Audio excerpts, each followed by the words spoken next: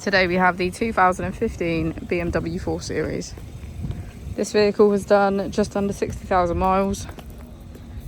It has an automatic transmission and a petrol fuel type. To the left of our steering wheel we have cruise control as a feature, and on the right we have voice control, automatic wipers and automatic headlights. Moving on to our screen, we can access media, radio, smartphone integration and navigation. If we put the vehicle into reverse, we can see that it comes with front and rear parking sensors. Just below we have our dual zone climate control with heated seats on either side.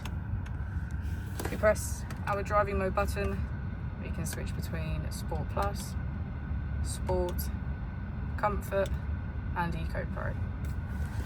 As we go into the back of the vehicle, we can see that all of our seats are red leather.